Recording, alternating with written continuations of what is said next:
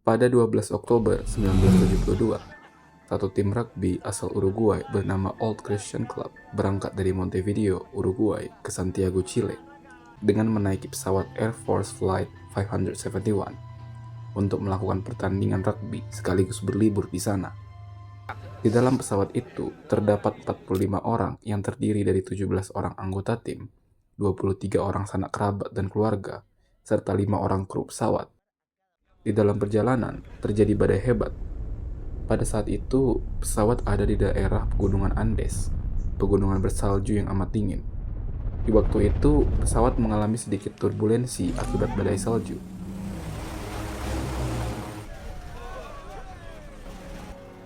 Namun, sang pilot masih bisa mengendalikan suasana di dalam pesawat sehingga kondusif.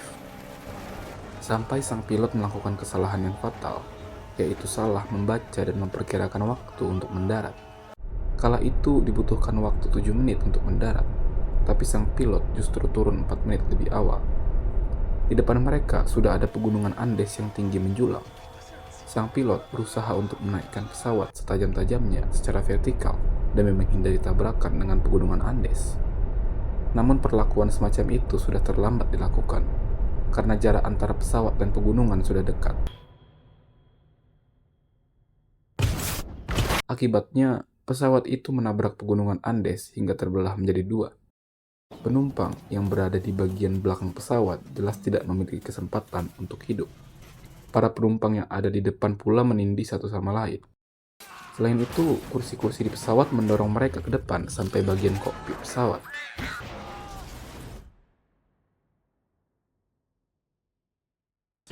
Pada waktu itu, sang pilot tewas di tempat dan co-pilot ada dalam kondisi kritis dan kemudian ikut tewas juga.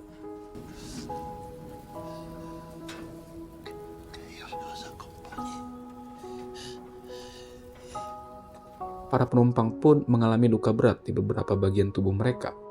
Salah satu penumpang bernama Nando mengalami benturan yang cukup keras di bagian kepala, sehingga membuatnya koma. Adapun Federico yang betisnya robek akibat puing pesawat. Di sisi lain, Roberto dan Gustavo yang mengalami luka ringan berusaha mencari alat untuk melindungi diri dari dinginnya pegunungan Andes. Mereka pun berusaha mencari-cari makanan yang bisa mereka konsumsi dalam tas-tas dan bawaan mereka yang lain, hanya untuk sekedar bertahan hidup. Mereka juga mencairkan es, hanya demi menghilangkan dahaga. Selain itu, berbagai usaha dicoba demi menghubungkan radio dengan pusat informasi penerbangan. Namun hal itu tak kunjung membuahkan hasil. Di malam hari bersalju, mereka mengkerut kedinginan, sembari mencoba bertahan hidup. Mereka pun menutup bagian belakang pesawat dengan barang-barang seadanya untuk menghalangi udara dingin masuk. Mereka pun harus bisa bertahan dengan persediaan makanan yang sangat terbatas. Semakin banyak pula dari mereka yang menjemput ajalnya, termasuk adik Nando yang meninggal di pelukannya.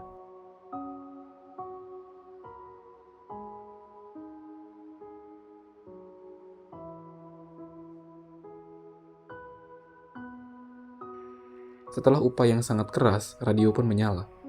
Namun, sesuatu yang pertama kali mereka dengar dari radio adalah berita bahwa pesawat-pesawat dari Uruguay, Argentina, dan Chile yang ditugaskan untuk mencari mereka telah menghentikan upaya pencarian pesawat itu.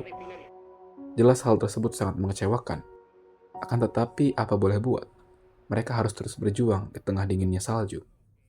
Mereka satu persatu pun mulai kelaparan. Dikarenakan sudah tak kuat menahan lapar, mereka pun sampai harus memakan daging manusia, yaitu pilot, teman-teman, dan penumpang pesawat lainnya yang sudah terlebih dahulu tewas. Mereka melakukannya karena memang tidak ada cara lain untuk bertahan hidup. Mereka harus menembus batas-batas biologis dan agama yang selama ini mereka percayai. Memakan sesama mereka dengan berat hati. Saking berat hatinya, mereka sampai membalut daging itu dengan salju agar tidak terlalu terasa. Dalam situasi dan suasana yang mencekam itu, terpaksa mereka harus mencari jalan keluar. Nando, Roberto, dan Antonio pun memutuskan untuk mencari lembah hijau demi menyelamatkan diri mereka dan teman-temannya.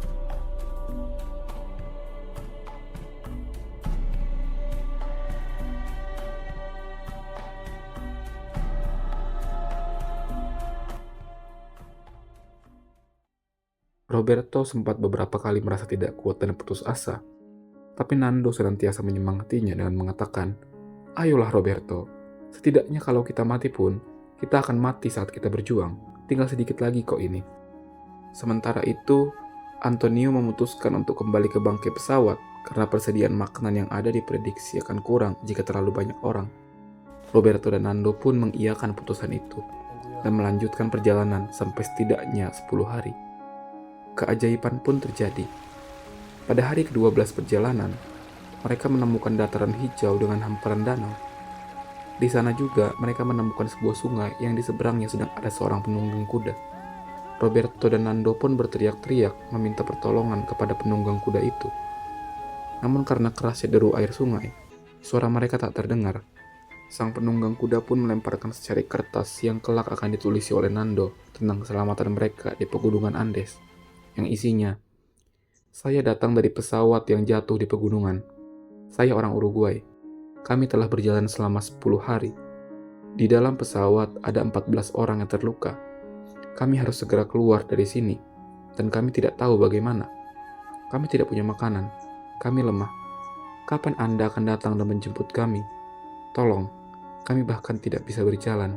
Di mana kami?" Setelahnya, Nando melempar kertas itu kembali kepada sang penunggang kuda. Keesokan harinya, pada 21 Desember 1972, helikopter penyelamat yang membawa serta Nando dan Roberto pun datang. Betapa bahagianya para korban selamat saat perjuangan selama 72 hari mereka berhasil terbayarkan. Pada akhirnya, hanya ada 16 orang dari 45 penumpang yang selamat dari kejadian itu.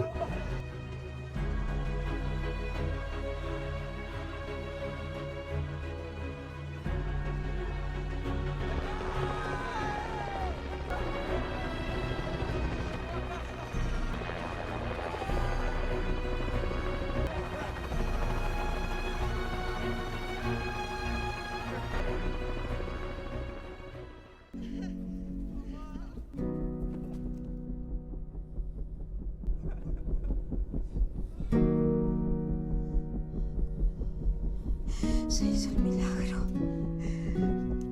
Qué milagro, mamá. Milagro. Qué milagro.